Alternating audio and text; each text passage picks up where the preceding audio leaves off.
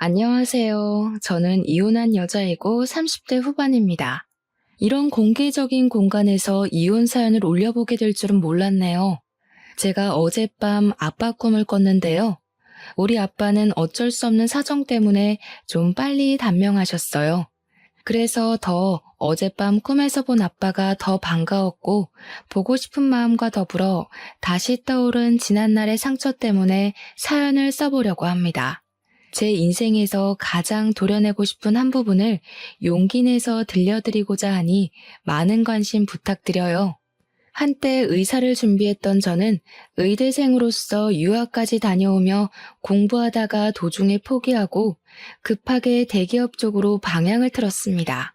이유는 아빠의 건강 악화로 병원비를 벌기 위해서였어요. 제가 의학 공부를 마음 편히 하기에는 아빠 병원비를 엄마 혼자 부담하기엔 너무 버거웠으니까요. 한참 의대생일 때 대인관계가 좋은 편이었는데 그 인연 덕분인지 제가 의사의 꿈을 포기하는 걸 주변 동기나 선후배들이 많이 안타까워해줬습니다. 그러던 중 우연히 술자리에서 만난 사람이 바로 남편이었어요. 남편은 병원장 아들이었고 우리 학교 선배 친구였더군요. 남편은 병원장 아들이었지만 병원 일을 하는 사람은 아니었어요. 저처럼 대기업에서 일하는 사람이었는데 그게 오히려 저와 대화의 물꼬를 트는 데에 한몫했던 것 같습니다. 아무튼 그 인연으로 저와 남편은 결혼까지 꼴이 나게 되었어요. 어떻게 보면 시집 잘 갔다고 생각할 수도 있을 거예요. 실제 제가 결혼할 때 사람들이 다 저보고 땡 잡았다고 했거든요. 사실 저도 초반에 그렇게 생각했고 우리 친정 부모님도 사위를 과분한 존재로 생각했었습니다. 일단 저와 친정 부모님의 마음을 뒤흔들었던 건 남편의 배경보다는 지극한 효심 때문이었어요. 남편은 어른에 대한 마음가짐이 참 기특한 사람이었습니다. 기본적으로 어른한테 예의가 바르면 됨됨이가 된 사람이라고 생각했거든요. 제가 그 사람의 인생 모든 걸 낱낱이 알아볼 수 없었기에 사람을 판단하는 데에 그것이 최선이라서 봤습니다. 결혼을 마음먹게 된 이유가 그게 제일이었어요. 남편의 효심은 우리 친정 부모한테까지 뻗쳤는데요. 아빠가 그때 간경화라서 몸이 급격히 안 좋았습니다. 남들은 아빠가 사위 데리고 술도 같이 한잔하면서 딸 부탁하고 술 친구도 하고 그러던데 아빠는 사위한테 그렇게 해줄 수 없어서 미안해했어요. 하지만 남편은 다른 방법으로 아빠와 말동무가 되어주었는데요. 남편이 시부한테 개인적으로 부탁해서 우리 아빠를 시부 병원으로 옮겼어요. 그리고는 시부가 병원장으로서 우리 아빠를 많이 신경 써줬고 남편은 퇴근하고 시간 내서라도 병원에 들러서 우리 아빠에게 얼굴을 비췄습니다. 시부 병원이 남편 집 가는 방향에 있어서 남편이 병원을 더 잘 들여다볼 수 있었죠. 처음엔 너무 관심을 과하게 줘서 괜히 남편한테 부담될까봐 그렇게까지 하지 않아도 된다고 그랬거든요. 그런데 남편이 그저 좋아해서 한다는 말 때문에 더는 말릴 수가 없었습니다. 저보다 더 많이 신경을 써주니 얼마나 든든하고 고마웠는지 모르죠. 당연히 결혼하기 전에는 이렇다 할 문제가 없었습니다. 시부모님 두 분 다 제가 의료계에서도 일했고 대기업에도 종사하고 있으니 자기네 집안과 찰떡궁합이라면서 좋아해줬어요. 그런데 대체 어찌 된 건지 결혼을 하고 나니까 도드라지게 제 심기를 건드는 사람이 있었는데요. 바로 시모였어요. 시부도 괜찮고 남편도 괜찮았는데 유독 시모만이 성질머리가 구시대적이었다는 겁니다. 이런 식으로 표현하는 게 맞을지 모르겠는데 제 기준에서 시모는 다소 조선시대 발상을 갖고 있었습니다. 아마 이렇게만 말해도 알아듣는 며느리분들 계실 겁니다. 앞뒤 꽉꽉 막혀서 그저 보복심리로 옛날 며느리상을 밀어붙이는 어른들을 말하는 거예요. 그게 저를 너무 괴롭게 만들었다는 거죠.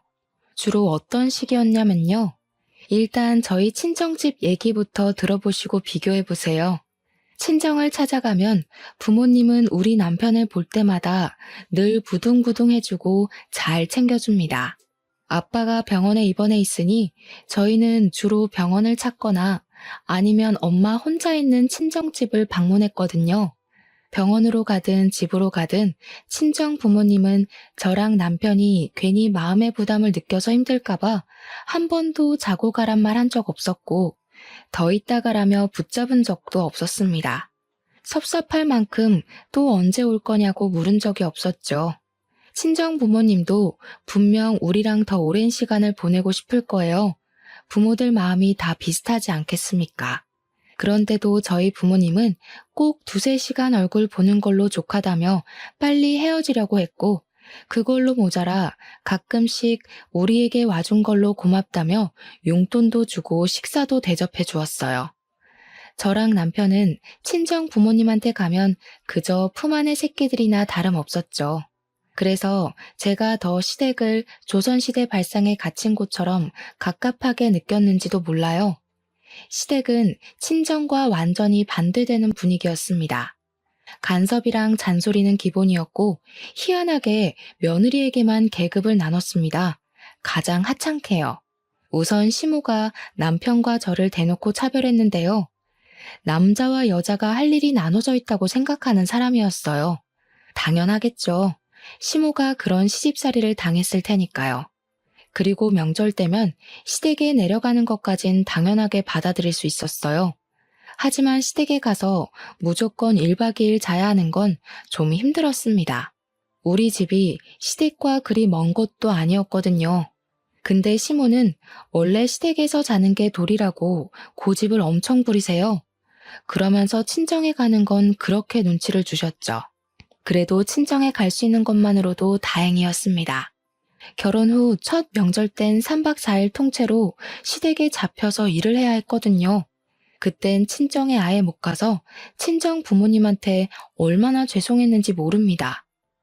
친정 아빠가 몸이 성치 않아서 같이 있을 수 있는 한 무조건 가족끼리 시간을 많이 보내고 싶어서 더 속상했었어요.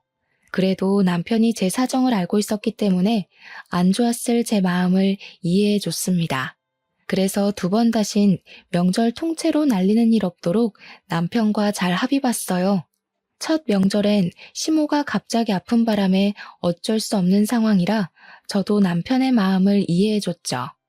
아마 그 뒤로 시모가 제게 친정 가는 걸 더 눈치 줬던 걸로 기억합니다.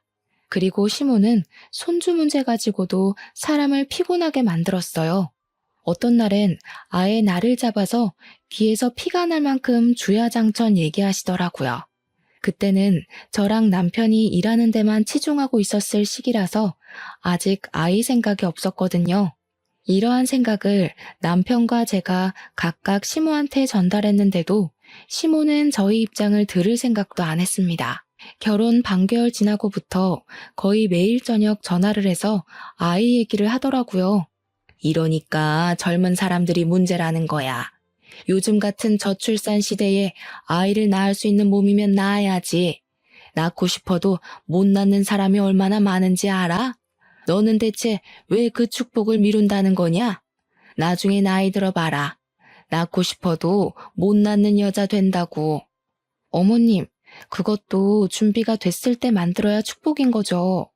저랑 남편이 누누이 말씀드렸잖아요.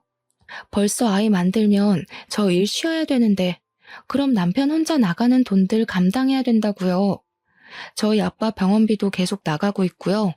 이런 상황에서 아이까지 낳으라니요. 얼마나 빠듯하겠어요. 너는 어떻게 그냥 좀 한 번에 알겠다고 하는 법이 없니? 다 시끄럽고 우리도 손주는 봐야 할 것 아니냐. 솔직히 올해는 안 넘겼으면 싶구나.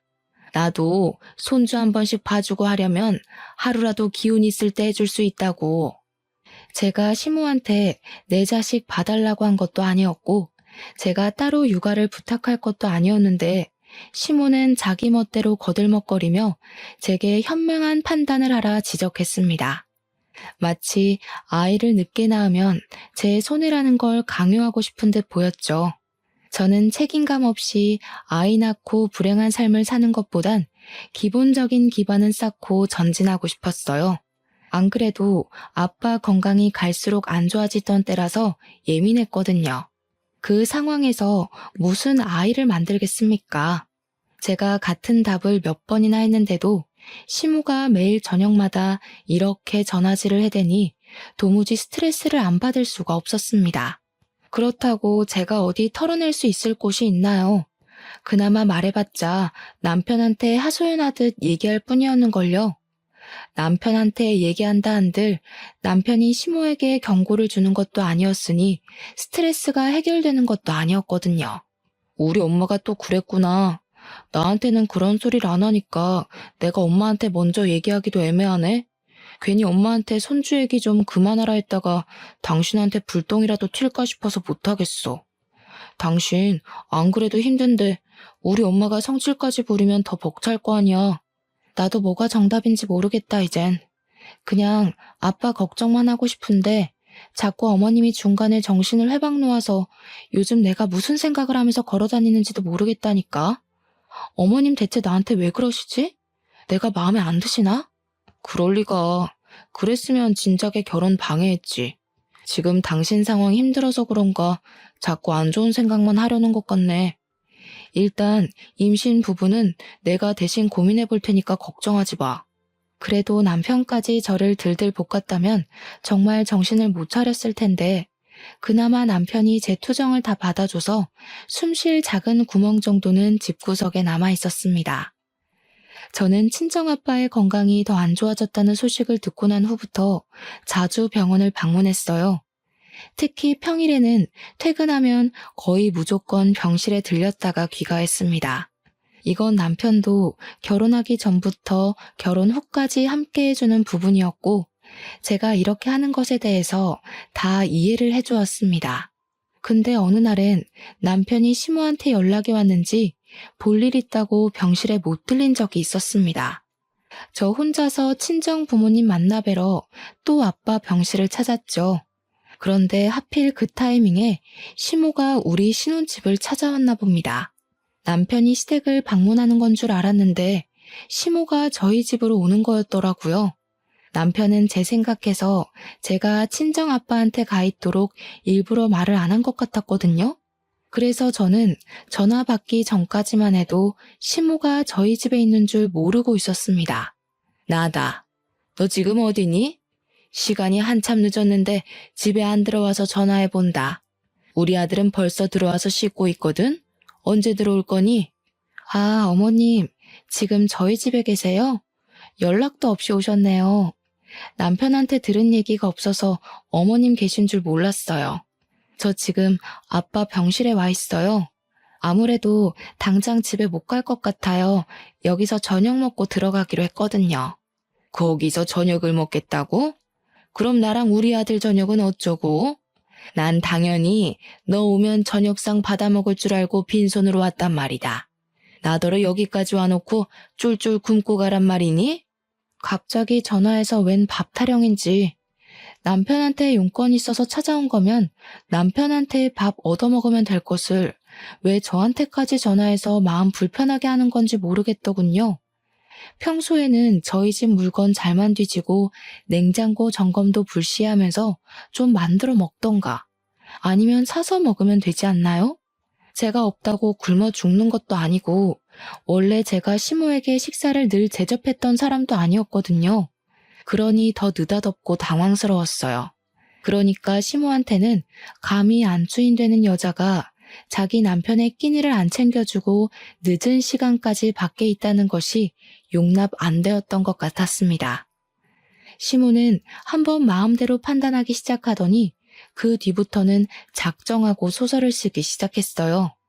저를 여태 남편 밥도 안 해먹인 파렴치한 마누라라고 보았죠. 그래, 내 아주 잘 알았다. 친정만 들여다보느라 네 신랑 쫄쫄 굶는 건 신경도 안 썼나 보구나.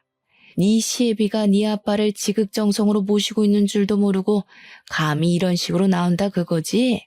어디 지금처럼 계속 친정만 챙기면서 살아봐라. 시모는 그렇게 삐쳐서 전화를 끊어버렸습니다. 제 기분이 안 좋으니까 친정엄마가 그걸 용케 알아보고는 집에 무슨 일 있는 것 같은데 얼른 가보라고 하더라고요. 엄마랑 같이 저녁 먹기로 한 상황이었는데 시모 때문에 기분을 망치는 바람에 엄마 마음까지 불편하게 만들어버린 상황이 되어버렸어요. 고작 자기랑 남편 밥 안 차려줬다는 것 때문에 말이죠. 저는 그것이 좀 짜증이 나서 그냥 시모를 잠깐 무시하기로 했습니다. 시모도 예의 없이 제 기분대로 행동하는데 저도 순간적으로 그러고 싶었어요. 물론 시모 말대로 시모 덕분에 친정아빠가 병원장의 직접적인 관리를 받긴 했어요. 그건 정말 감사한 일이죠. 하지만 그것이 시모와 노예 계약을 위한 조건은 아니잖아요. 저는 저희 친정아빠를 위해 시댁에서 주신 은혜에 대해 반드시 보답할 거였습니다. 근데 그 방식이 시댁의 노예는 아니었어요. 그래서 그냥 엄마한테 신경 안 써도 된다 하고 약속대로 저녁을 먹으러 갔죠. 일부러 친정 부모님과 더 긴 시간을 보낸 후에 귀가를 하였습니다. 솔직히 시모가 집으로 돌아갔길 바라는 마음에서 늦게 귀가했어요. 그런데 아쉽게도 귀가하니까 시모가 자고 간다면서 안 자고 집에 있더라고요. 뛰는 제 위에 나는 시모가 있었나 봅니다. 아무튼 시모가 어둑한 거실을 누비면서 제가 오기만을 두 눈 뜨고 기다리고 있었던 것 같았어요. 제가 시모한테 피곤한 낯짝으로 인사를 하니까 숨 돌릴 틈도 안 주고 공격을 하대요. 막 집에 들어온 저보고 친정 부모는 잘 만나고 왔냐고 하는 겁니다. 말투가 어딘가 모르게 안 입고 온 분위기를 풍겼어요. 그 느낌을 보니까 또 무슨 말로 사람 심기 건드릴까 싶더라고요. 나름대로 각오를 하고 시모 잔소리를 잠자코 들었는데요. 어쩜 갈수록 신박하게 사람 속을 뒤집어 놓는지 몰라요. 저리 부모 마음을 몰라서야. 여자는 출가 외인이란 말 알지? 너네 부모 쪽에서도 딸이 결혼해서 잘 사는 걸 원하지 자꾸 찾아오는 거 안 좋아해. 네가 영 눈치 없는 것 같아서 말해주는 거다. 듣자마자 이건 또 무슨 해괴한 세뇌인가 싶더라니까요. 세상에 어느 부모가 자식이 품에서 떠났다고 영영 안 보길 원하겠습니까? 시모는 제가 자기보다 젊다고 뭣도 모르는 여자인 줄 아나 봐요. 그런 소리 하면 제가 식겁해서 출가 외인 신세를 받아들이기라도 할 것 같나 보죠? 왠지 시모의 신보가 짐작이 되어 더 기가 막혔는데요. 시모의 방정맞은 입은 정도를 모르고 결국 선을 넘어버렸어요. 그러니 앞으론 친정 가지 마라. 너네 친정만 챙기지 말고 남편을 챙기라고. 넌 결혼한 순간부터 남편 사람이라는 거 모르니? 세상 천지 어느 며느리가 너처럼 매일 친정에 들러붙어 있나 둘러봐라. 나 같은 시어머니는 양반인 거야. 안 그럼 너 진작에 맨발로 쫓겨났어. 시모는 감히 저더러 앞으로 친정을 가지 말라 선언했고 가더라도 무조건 자신의 허락을 받은 뒤 다녀오라고 하였습니다. 그리곤 제가 무슨 남편 소유물이라도 되는 것처럼 제가 시댁에서 행사할 수 있는 권리는 아무것도 없다는 식으로 말을 해댔죠. 뻔뻔해도 이렇게 뻔뻔한 사람이 다 있나 싶었어요. 안 그래도 아빠가 그 전날 새벽 고비를 넘겼다고 해서 그날 얼굴 보고 엄마 마음 달래주고자 저녁 먹고 온 거였거든요. 그런데 집에 들어오자마자 젖단 소리를 듣자니 심지어 평소 제가 싫어했던 사람이 짓거리고 있으니 짜증나서 저 끝내 한마디를 안 할 수가 없었어요. 그렇게 잘 아시는 분이 왜 본인 처지는 모르세요? 요즘은 남자도 출가 외인인 거 몰라요? 어머님이 이렇게 멋대로 출가 외인 집 찾아오는 거 간섭이고 오지랖이거든요. 뭐야? 간섭? 감히 시애미가 훈수 두는 걸 간섭이라고 해? 너 가정교육 좀 다시 받아야겠다. 원래 며느리는 시집 오면 시애미한테 다 새로 배우는 거야. 교육은 어머님이 더 배우셔야겠어요. 제발 뉴스라도 보세요. 명절에 인사도 안 가려는 자식들 얼마나 많은지 모르겠어요? 제사까지 싹 다 없애자고 남편 종용하기 전에 적당히 하세요. 남편도 어머님 품 떠나서 제 사람 된 자식이니까 집착 좀 그만하시고 계속 찝쩍거리실 거면 제가 뭘 하든 신경 끄시던가요. 제발 좀 하나만 하시라고요. 제가 결혼하고 나서 목청을 크게 높여본 적은 그날이 처음이었을 겁니다. 저는 저 때문에 혈압 올라 보이는 시무를 내버려두고 방에 들어가 버렸어요. 방에 있던 남편이 거실에서 큰 소리가 난 후 제가 들어가니까 무슨 일이냐고 묻는 겁니다. 한번 폭발한 감정은 더 이상 숨겨지지 않았어요. 저는 소리내어 울면서 남편한테 하소연하였습니다. 어머님 정말 너무하신 거 아니야? 날 낳아준 부모님한테 평생 가지 말라는 게 할 소리냐고. 내가 왜 우리 부모님이랑 생이별을 해야 되는데? 그렇게 살아야 할 바엔 그냥 이혼하고 말 거야. 제 말에 당황한 남편 또한 21세기에 친부모와 생이별 시키는 건 좀 아니라고 생각했는지 한참 저를 달래다가 밖으로 나갔어요. 시모랑 대화를 하는 듯 했습니다. 시모가 본인 성질을 감당 못하는 건지 중간중간 큰 목소리가 나기도 했어요. 그래도 남편이 저와 못 만나게 하는 덕에 시모가 안방으로 쳐들어오는 일은 없었습니다. 시모는 그날 우리 집에서 자지 못하고 결국 남편이 댁으로 바래다 줬어요. 새벽에 괜히 남편만 고생을 했죠. 그 뒤로 시모가 저희 집에 왕래 없었던 건 아닙니다. 다만 약간의 변화는 있었어요. 시모가 저희 집을 찾아오더라도 저를 건들지 않더라고요. 제가 뭘 하든 잔소리하는 사람이었고 그 시선을 제 뒤통수에 붙이고 있던 사람이었는데 이젠 자유롭게 내버려 두셨죠. 그렇다고 저랑 사이가 완만했던 건 또 아니었어요. 좋게 말해서 자유롭게 내버려 뒀다고 한 거지 사실 저를 투명인간 취급한 거나 다름없었습니다. 시모는 제가 인사를 해도 무시했고 식사를 준비해도 겸상을 안 했습니다. 그럴 거면 우리 집에 왜 자꾸 오는 건지 모르겠는데 자기 먹을 반찬과 밥을 따로 챙겨와서 냉장고에 넣어놓고 찬밥이랑 젓갈만 먹었어요. 어찌 보면 시위라고 볼 수도 있겠네요. 너무 신경 쓰이는 행동이었지만 신경 써달라고 발악하는 것 같아서 오히려 신경을 꺼버렸습니다.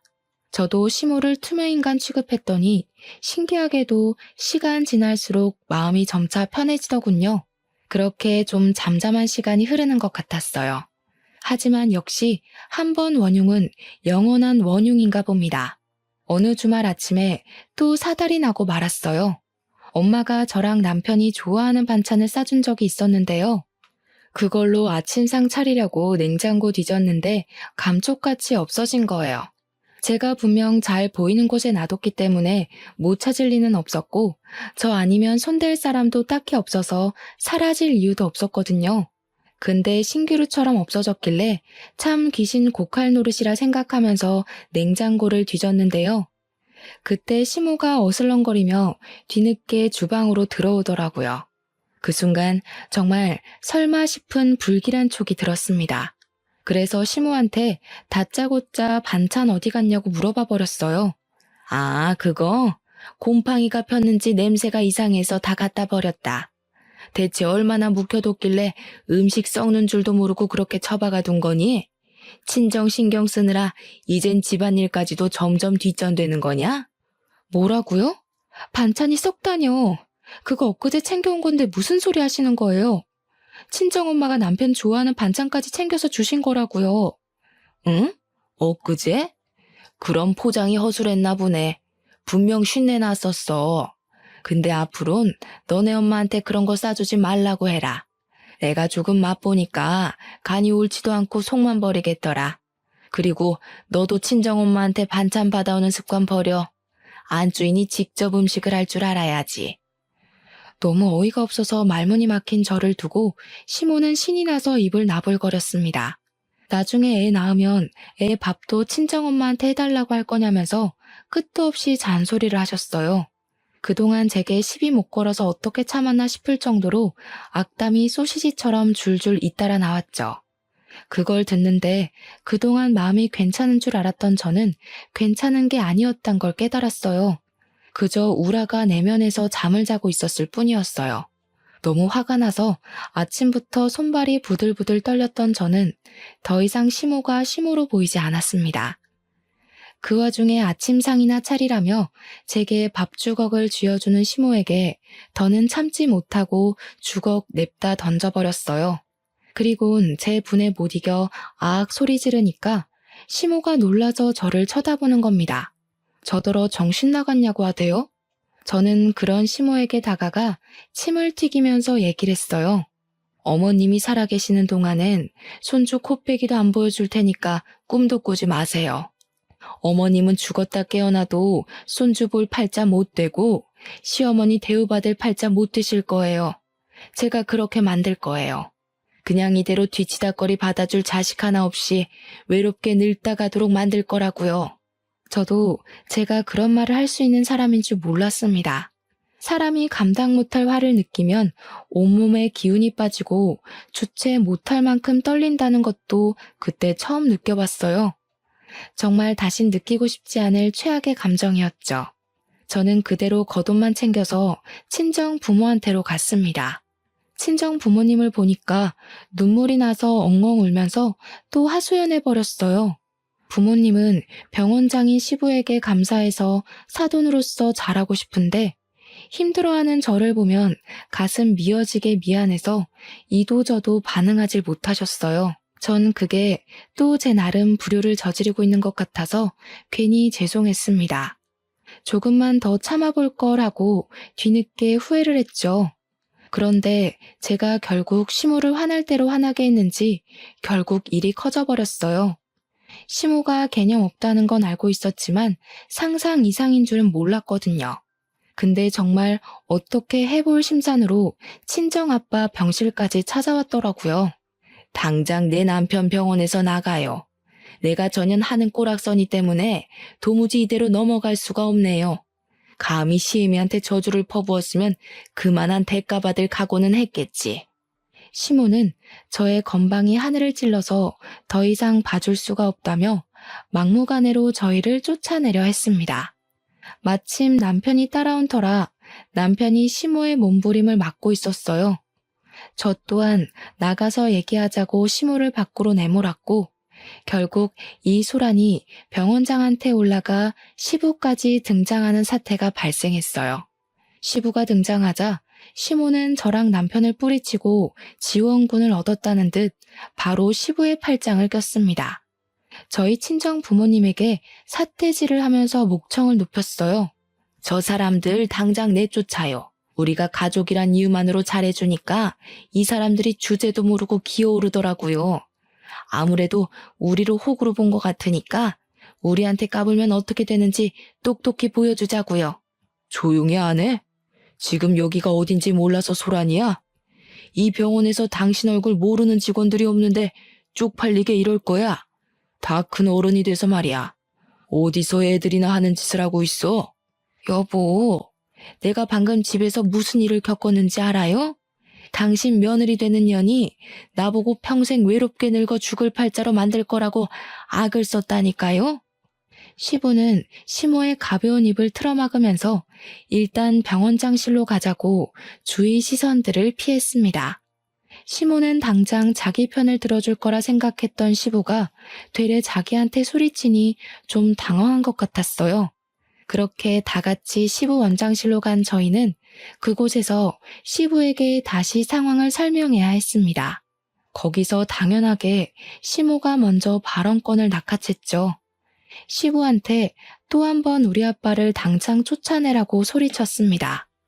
시부는 정신없는 시모 얘기보다 제 이야기를 듣고 싶어 했어요.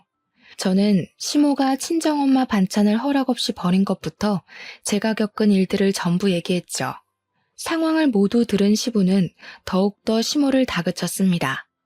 다짜고짜 우리 아빠를 내치라는 시모의 발언에 그게 지금 말이 되냐고 철없는 소리 하지 말라는 식으로 시모에게 으름장을 놓으셨어요. 시모는 자기 입맛대로 상황이 안 돌아가자 또 자기 성질을 견딜 수 없었나 봐요. 도무지 저의 버르장머리를 견딜 수가 없다면서 갑자기 저한테 달려와 머리채를 잡아 뜯기 시작했습니다. 내가 병원장 사모고 내 아들이 병원 건물 물려받을 사람이야. 감히 니까짓 게 우리 집안이랑 어울린다고 생각해? 너한테는 내 재산 한 푼도 못 줘. 누가 재산을 달라 했나요? 대체 왜 자꾸 자기 망상에 빠져서 저를 괴롭히는지 모르겠더군요.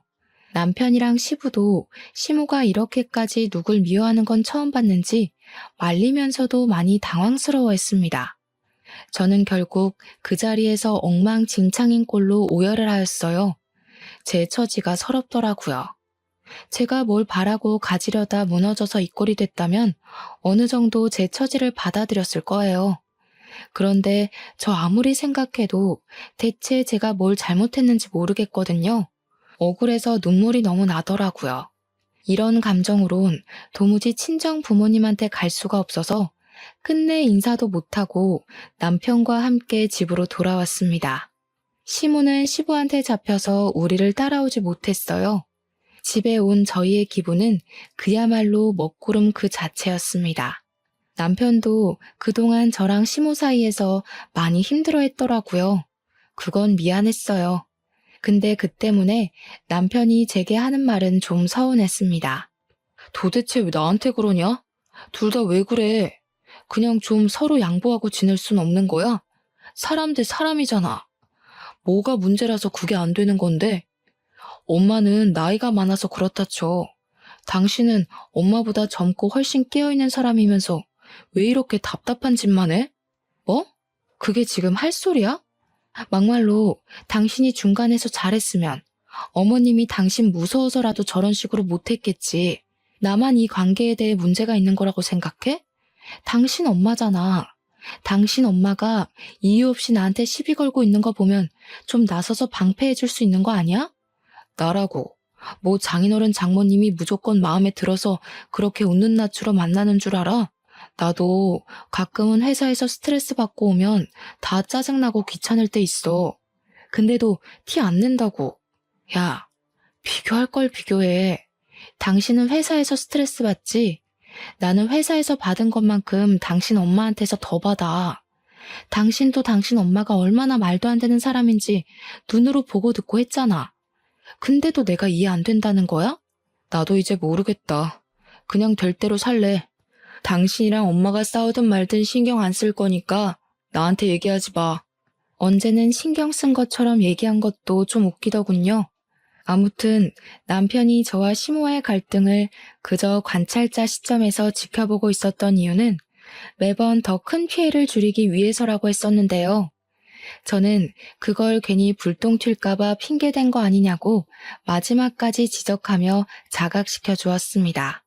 남편은 제 말에 대답도 안 하고 거의 포기하고 싶어하는 모습이었어요. 자기는 그놈의 중립 지키느라 아무것도 안 하고 보기만 했으면서 뭐가 그렇게 지친다고 울상을 짓는 건지 모르겠더군요. 시모가 한참 제게 난리칠 땐 이혼 위기가 왔어도 친정아빠 생각해서 버틸 만큼 버텨보고자 했는데 남편이 대놓고 포기하고 싶다는 반응을 보이니까 그땐 정말 이혼을 해야겠다는 마음이 들더라고요. 남편이 아무리 저희 부모님께 잘했어도 결국엔 팔은 안으로 굽는 법인데 제가 그걸 망각했던 것 같아요. 부부가 되는 순간 남편이 제 사람인 줄 알았고 제 가족인 줄 착각했던 거죠. 그래서 혼자 의지했고 기대했는데 역시 핏줄로 연결된 가족은 이길 수 없는가 봅니다. 그날이 남편한테 가장 크게 실망한 날이었어요. 저는 그 뒤로 남편에게 더는 바라지 않았고 남편과 싸우려 들지도 않았던 걸로 기억합니다. 그러나 당장 이혼을 마음먹진 못하고 있었어요. 정말 하늘이 원망스럽게도 저희 아빠 건강은 계속해서 안 좋아지셨거든요. 이혼이 결코 가벼운 사항은 아니잖아요. 컨디션 조절이 중요한 아빠에게 딸의 이혼이란 상처를 안겨주고 싶진 않았습니다. 그런데요, 그게 아빠를 위한 길인 줄 알고 욕심냈던 제 마음이 오히려 아빠를 위험에 빠뜨리게 되는 상황이 닥쳤는데요. 어쩌면 아빠가 일찍 돌아가신 건 저 때문이라고 봐야 할지도 모르겠네요. 이건 제가 정말 이혼을 결심한 이유와도 같습니다. 결정적인 이유엔 당연히 시모란 존재가 있었고요. 그날의 시모는 아직도 제게 괴물처럼 소름 끼치게 남아있어요. 우선 제 입에서 이혼 소리가 나온 건 바로 친정아빠가 돌아가셨을 때였습니다. 앞서 시모가 저희 아빠 병실에 찾아와 난동을 부렸다 말씀드렸잖아요. 시모가 그 난리를 친 후 친정아빠는 이틀 뒤 급격하게 컨디션 저조가 찾아왔어요. 그때만 해도 고비를 지난 지 얼마 안 되었을 때였는데 또 고비를 맞게 된 셈이었죠. 숨이 겨우 붙었는데 다시 호흡장애가 찾아왔다고 이해하시면 편하시겠네요. 고비를 한 차례 넘겼을 때보다 몸이 더 안 좋았던 아빠는 끝내 뒤이어 찾아온 고비까진 이겨내지 못했던 거예요. 의사들이랑 시부까지 나서서 애썼지만 결국 가족들이랑 인사도 할 시간 없이 그렇게 갑자기 떠나셨습니다. 상황이 너무 안 좋을 때 떠나서 더 마음이 아팠던 아빠의 죽음, 그리고 아빠의 사망 선고가 내려진 순간 혼절해버린 엄마까지. 그 소식을 한꺼번에 접했을 때 저는 세상에서 제가 제일 불행하고 슬픈 처지인 줄 알았을 만큼 괴로웠어요. 그래도 남편이 장인어른에 대한 정은 있었기에 함께 눈물은 흘렸습니다. 남편 또한 아빠가 눈을 감기 전 식구들의 난잡하고 안 좋은 모습을 보고 떠난 것 같아서 마음이 많이 무겁다 했어요. 당신이 나한테 많이 실망했다는 거 알아. 그래도 장인어른 가시는 길만큼은 서로 얼굴 붉히지 말자. 나 3일장 내내 당신이랑 장모님 잘 챙기고 싶어. 장인어른한테 부끄러운 모습 만회하고 싶다. 남편은 진심으로 저를 위로해줬습니다. 그 때문에 저는 우리가 서로를 미워해서 싸웠던 게 아니란 걸 그때 좀 객관적으로 깨달았었네요. 아빠가 돌아가신 그 순간만큼은 이혼을 하고자 하는 제 마음도 지쳤던 남편의 마음도 잠깐 휴정에 들어갔습니다. 부부로서의 초심을 보이는 것이 온전히 고인된 아빠에 대한 예의라고 생각했죠. 근데 그런 마음이 길게 못 갔다는 거예요. 결국엔 그마저도 근원은 시모였습니다. 엄마가 혼절하는 바람에 장례식장은 저랑 남편이 준비를 했어요. 시부 병원과 연계된 곳이라서 시부 덕분에 비용적으로 도움을 많이 받았습니다. 친정엄마는 시부가 간호사들한테 부탁해 신경 쓸 테니 저더러 장례식에만 집중하라 하더군요. 감사했죠. 그런데 몇 시간 지나지 않았을 때였어요. 시부한테 전화가 오더라고요. 정말 미안한데 아무래도 네가 좀 와봐야겠다. 안사돈 진정시켜줄 사람이 너밖에 없을 것 같아서. 엄마가 깨어났다는 사실에 저는 더 묻지 않고 전화를 끊었습니다. 남편에게 장례식을 부탁한 뒤에 병원으로 달려갔어요. 엄마가 시부랑 간호사들 사이에서 바닥을 구르면서 울부짖고 있더라고요. 가까이 가서 보니까 엄마는 시부를 붙잡고 원망을 하고 있었습니다. 그 살인자 당장 데려오라고. 나 가만 안 둘 거야. 내가 똑같이 단명시켜버릴 거라고. 엄마는 거의 정신을 놓은 사람과도 같았습니다. 자꾸 알아들을 수 없는 얘기를 하는데 제가 알고 있는 평소 엄마의 모습과는 너무 다른 사람 같아서 무섭기도 했어요. 저는 시부에게 되레 물었습니다. 우리 엄마 도대체 왜 이러는 거냐고 말이죠. 근데 시부 반응이 의미심장했어요. 뭔가 엄마가 이렇게 정신이 나가 있는 이유에 대해서 알고 있는 듯한 표정이었습니다. 저는 그제야 시부를 더 재촉했어요. 그랬더니 시부가 간호사들을 다 물려놓고 제게 얘기를 했어요. 또 그날이 문제였답니다. 시모가 우리 아빠 병실 쳐들어왔던 그날이요. 그날 저랑 남편이 먼저 귀가하고 나서 저는 시부가 시모를 집에 보낸 줄 알았거든요. 그런데 시모가 우리들 몰래 한 번 아빠 병실로 들이닥쳤다네요. 그럴 줄 몰랐고 갑작스러웠던 상황이라서 시모를 막아주는 사람은 아무도 없었답니다. 시모가 분에 못 이겨 멧돼지처럼 돌진했는데 속도 조절을 못하고 그만 아빠 위로 엎어진 거예요. 그걸 엄마가 뒤늦게 잡아당기면서 비명을 지르자 직원들이 병실로 들어왔고 다 같이 시모를 겨우 끌어내서 시모를 내쫓았다고 해요. 그때 우리 아빠가 잠깐 쇼크가 왔다고 합니다. 그 바람에 큰일 날 뻔도 했대요. 시부가 예상하길 아마 그 충격이 컨디션에 큰 문제가 되지 않았나 얘기를 하더라고요. 정말 미안하다. 내가 너랑 안사돈한테는 참 얼굴들 낯이 없어. 아무리 용서를 구해도 소용없겠지만 정말 미안하다는 말밖에 할 말이 없구나. 내가 바깥 사돈한테 감히 조의를 해도 되는 건지도 모르겠다. 그 자리에서 마치 아빠의 사망 선고를 다시 듣는 것 마냥 저 또한 서럽게 울었습니다. 엄마가 시부를 원망하는 걸 말리던 것도 더는 못하고 그저 이런 인연을 끌고 와 버린 제 자신을 원망하기만 했죠. 그리고 저는 엄마를 모시고 장례식장으로 갔습니다. 제가 자리를 비운 사이 조문객들이 좀 늘어 있었는데요. 그 중에는 참 고맙게도 제 발로 찾아온 시모도 있더라고요. 저는 엄마한테 나서지 말라 했고 시모 하는 꼴이 궁금해 지켜보고 있었습니다. 시모는 우리 아빠 사진 앞에 서서 인사하고 절하더니 금세 앉을 곳을 찾아가 떡이나 주워 먹더라고요. 그러면서 하는 소리가 뭔 줄 아시나요? 아이고야, 잘 돌아가셨네. 오상이 따로 없다. 어차피 죽을 팔자였는데 잘 됐지 뭐. 식구들 주머니 사정은 더 이상 걱정 없겠다. 그러게 딸 교육을 잘 시켰어야지. 자기 딸내미 건방진 거 대신 벌 받은 거야. 이건 일부러 우리더러 들으라고 하는 소린지 아니면 저랑 엄마가 같은 자리에 있다는 걸 모르는 건지 시모는 그 재수없는 목소리를 숨기지 않았습니다. 시모의 입방정을 주변 사람까지 다 듣게 되었어요.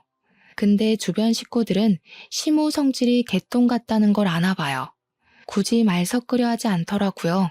그건 당사자가 아니니까 참아줄 수 있겠죠. 저는 시모의 더러운 주둥이가 욕하고 있는 주인공이잖아요.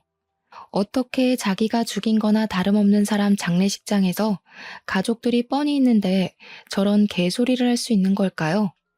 시모란 사람은 그저 자기가 하는 말에 대해서 뭐가 잘못된 건지 아예 상식이 없는 것 같았어요. 차라리 말 못하는 개돼지가 나을 지경이었죠. 시모가 자기 앞날도 모르고 떡을 껌처럼 질겅질겅 씹고 있길래 오랜만에 오만정 다 떨어지더군요. 머리 끝까지 화가 났던 저는 이제 그만 시모와의 인연을 정리하려고 움직였습니다. 눈앞에 보이는 접시에 담긴 김치를 들었어요. 그리곤 시모 얼굴에 패대기 쳤고 놀라서 숨 돌리고 있는 시모를 두곤 처먹고 있는 그 떡도 시모 얼굴에 패대기 쳤습니다. 나 지금 그쪽 만난 거 진짜 하늘이 원망스러울 정도거든요. 근데 이제 나만 그런 거 아닐 거라서 이해해 보려고요. 그쪽도 앞으로 나 만난 거 하늘까지 원망하게 될 거예요. 내가 당신 인생 완전 똥통으로 만들어버린댔잖아요. 이 정신 나간 년이 아직도 정신 못 차렸네. 네 아빠 뒤진 걸로도 말을 안 듣겠다? 새파랗게 어린 네가 나를 이길 수 있을 거라고 생각해? 나 병원장 3호야. 내 말 한마디면 지금 네 아빠 장례식도 엎을 수 있다고. 시모 입에서 아빠가 언급되는 게 너무 싫었던 저는 식탁 위에 있던 육개장에 침을 뱉어 시모한테 또 퍼부어줬습니다. 시모는 제가 무슨 짓을 할지 지켜보고 있었으면서도 그걸 못 피해서 처맞고 있더군요. 병원장 3호? 당신 죽을 때는 와서 눈물 흘려줄 식구들도 없게 할 거라 했을 텐데 썩어 빠진 자궁 때문에 겨우 아들 하나 덜렁 낳았으면 며느리 하나 있는 것도 귀한 줄 알았어야지.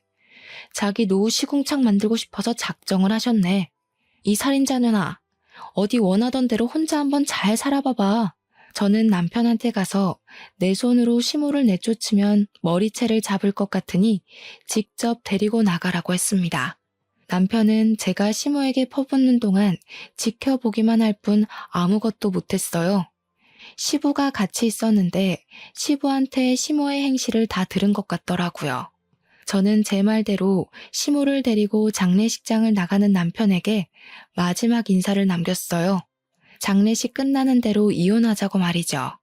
남편은 대답 못하고 그냥 가버렸어요. 그렇게 짧고도 버거웠던 3일이 지나고 아빠를 보내드렸습니다. 이후 저는 망설임 없이 남편에게 이혼 소송을 걸었고 시모랑 남편을 대상으로 정신적 손해배상을 청구했어요. 그리고 시부가 손수 건네준 병원 임직원들 증언과 CCTV 영상을 확보로 시모의 행포를 법정에 고발할 수 있었습니다. 시모는 상해치사죄로 인정되어 무려 4년형의 징역을 살게 되었죠. 그 시기에 시부가 시모로부터 이혼 소송을 제기했다고 들었습니다. 저는 시모가 구속되기 전 몸도 마음도 빈털터리가 된 그 꼴을 직접 지켜보고자 법정에 나가 있었어요. 시모는 뒤늦게 제 다리를 붙잡으며 용서를 빌더군요. 살려달라고 구질구질하게 매달리는데 고작 이 천박한 아줌마 때문에 우리 아빠가 일찍 돌아가신 것 같아서 또 화가 나더라고요. 이제 진짜 외롭게 늙어 죽을 일만 남았겠네요. 그게 싫으면 깜빵 친구들이나 사귀어 보시던가요. 혹시 알아요? 지옥 가는 길만큼은 친구들이랑 동행할 수 있을지. 시모에게 붙잡힌 발목을 털어내고 그대로 돌아섰습니다. 역시 시모는 기대를 저버리지 않고 저한테 쌍욕을 퍼부어 주더군요. 참, 그리고 전 남편은 이혼 소송이 마무리되기 전 제게 진심으로 사과하고 싶다고 자리를 마련했었어요. 전 남편이 어른한테 예의가 발라서 좋아했었는데 그 마음이 아내와 엄마 사이에서 중간 역할을 못하는 걸로 연결될 줄은 또 몰랐네요. 어떻게 보면 전 남편과는 참 휴전 같은 만남이었을지도 모르겠어요. 언제 터질지 모를 전쟁 때문에 서로 긴장을 하고 살아야 하는 관계는 결국 이런 결론으로 도달하기 마련인 것 같습니다. 전 남편은 제게 미안하다고도 했고 여전히 좋아한다고도 했어요. 그런데 저를 붙잡지는 않았습니다. 이유는 자기 엄마 때문이었어요. 시부는 피 안 섞인 시모를 버릴 수 있지만 자기는 차마 그게 어려울 것 같다네요. 전 남편은 그런 선택을 할 만도 한 것이 시모가 전 남편에겐 잘했을 거잖아요. 아무튼 그게 저랑 전 남편과의 마지막 인사가 되었어요.